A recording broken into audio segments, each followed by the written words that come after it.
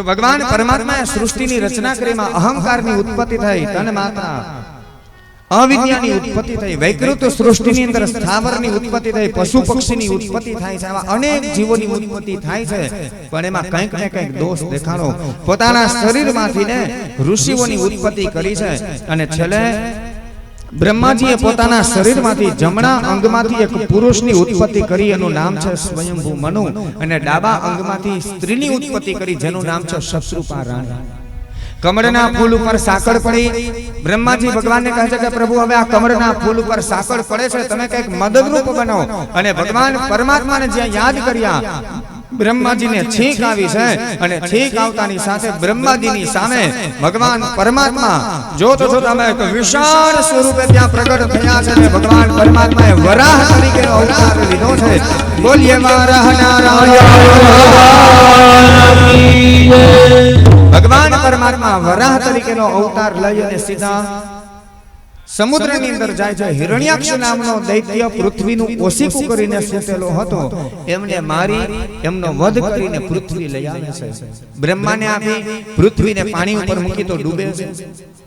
પ્રભુ આ પૃથ્વી તો ડૂબી જશે, એટલે ભગવાને શેષનાગને આજ્ઞા આપી, તો શેષનાગે પોતાની ફેણ ઉપર પૃથ્વીને ધારણ કરી। પૃથ્વી સ્થિર રહેતી નથી, હાલક ડોલક થાય છે, એટલે સ્થિર કરવા માટે દસેય દિશામાં એક એક દેવતાઓને બિરાજમાન કર્યા। पूर्व दिशा अंदर इंद्र महाराज, अग्नि खुणा में अग्निदेव, दक्षिण दिशा में यमराजा, नैऋत्य खुणा में निरुतिदेव, पश्चिम में वरुण भगवान, वायव्य खुणा में मरुतगण, उत्तर में कुबेर, ईशान में शिव, आकाश में ब्रह्मा ने पाताल में शेषनाग। दसेय दिशा अंदर एक एक देवताओं पृथ्वी रक्षा करी। पृथ्वीना विभाग थया, उपरना लोक एमना नाम छे के भूरलोक, भुवरलोक, महरलोक, जनलोक, तपलोक, सत्यलोक। नीचेना लोक एमना नाम हता अतल, वितल, सुतल, तलातल, रसातल, महातल अने पाताल। आ 14 लोकनी रचना ब्रह्माजीए करी अने ब्रह्माजीए रचना करी એટલે એનું નામ થયું બ્રહ્માંડ। અને આવા એક ને આવા અનેક બ્રહ્માંડની રચના બ્રહ્માજીએ કરી છે કે આવા એક બ્રહ્માંડમાં જે આપણે સૂર્ય, ચંદ્ર, ગ્રહ, નક્ષત્ર જોઈએ ને, આવા એક ને આવા અનેક બ્રહ્માંડ, અનેક ગ્રહ ને નક્ષત્રની રચના બ્રહ્માજીએ કરી। પણ બ્રહ્માજી એમ કહે છે કે કરતા હરતા ઈશ્વર છે, હું ખાલી નિમિત્ત બનું છું। आ कथा एटली सांभळवानी। ब्रह्माजी आखी सृष्टिनी रचना करीने तो एम कहे छे के मारू काई नथी, અને આપણે ખાલી થોડું કંઈક કરીએ એટલે એમ થાય કે આ બધું મેં કર્યું। જોયું ને આપણું કામ કેમ કાઈ ઘટે લે। એ બ્રહ્માજી સૃષ્ટિનું વર્ણન તમે વિચાર કરો, આપણને એમ થાય કે આ મારો બંગલો છે, બંગલાની અંદર પંખી માળો બાંધે તો એને એમ થાય કે આ મારું છે, એમાં ઉંદર કંઈક દર કરે તો એને એમ થાય કે આ બંગલો મારો છે।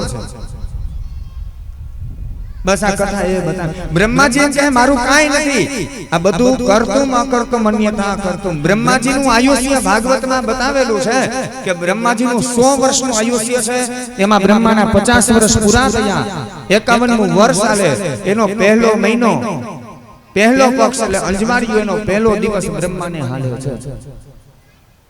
आ पृथ्वी ઉપર ब्रह्मानो एक दिवस क्यारे थाय ने खाली कही दઉં તમને। गणतरी भागवत में तो बहु अटपटी अघरी है, पण तमने समजाय जाय एटला माटे सेली रीतना गणतरी करीने कहूं के पृथ्वी पर कलयुगनो समय छे ने 4,32,000 वर्ष सुधी कलयुग चाले। 4,32,000 वर्ष सुधी कलयुग, 8,64,000 वर्ष सुधी द्वापर युग चाले।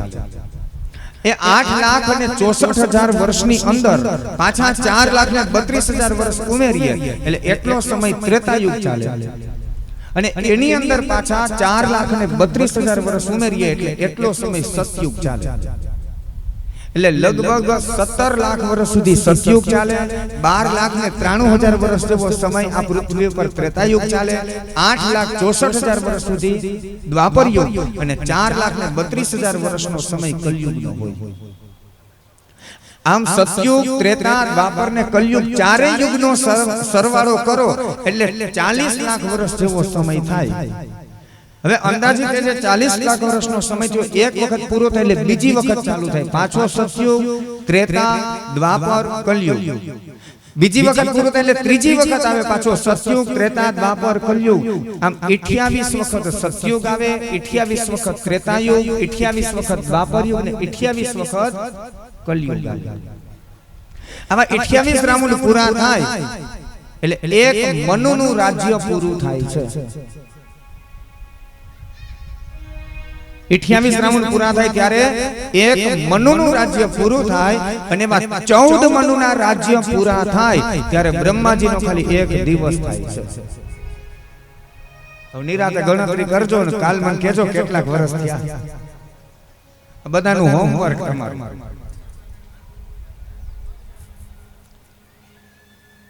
અત્યારે આપણે આ જીવીએ છીએ ને 7મા મનુનું રાજ્ય ચાલુ છે।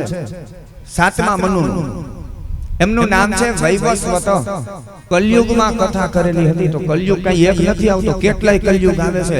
તરત જ પૂછે કેટલામો કલયુગ, તો કે 28મો કલયુગ છે। તો કે 28મા કલયુગ એ કેટલી વખત આવે છે, પણ ક્યાં 28મા કલયુગમાં? તો કે 7મા મનુનું રાજ્ય ચાલુ હતું એના 28મા કલયુગમાં 2081 ની સાલની અંદર નકુમ પરિવારે સત્તા કરી, એ એના ખાતાની અંદર આ બધું લખાય। ત્યારે આપણી ફાઇલ ચિત્રગુપ્તને ફટ દઈને મળે। આ કોમ્પ્યુટરનો કઈ અહીંયા જમાનો છે એમ નહીં, ભગવાને આ બધા ડેટા રાખેલા છે, પણ આપણે કોઈ દિવસ અભ્યાસ નથી કરતા। કોમ્પ્યુટર વાળાને આમાંથી જ શીખ્યા છે બધા। આપણે બોલીએ કે સારું કામ કરીએ તો આપણા ખાતામાં પુણ્ય જમા થાય। એ ખાતું એટલે શું? તો કે આ બધી વિગત આ ભાગવતમાં છે, આ બધી વસ્તુ। પણ પછી ઉતાવળ હોય ને આપણે જલ્દી ઓલું નરસિંહ પ્રાગટ્ય સુધી પહોંચવાની, કનૈયાનો જન્મ કરવાનો, એટલે આવી કથા પછી ફટાફટ વહી જાય। પણ જાણવાની આવી કથામાં મજા આવે એવું છે કે આ બધી રચના આ બ્રહ્માજીએ કરેલી છે।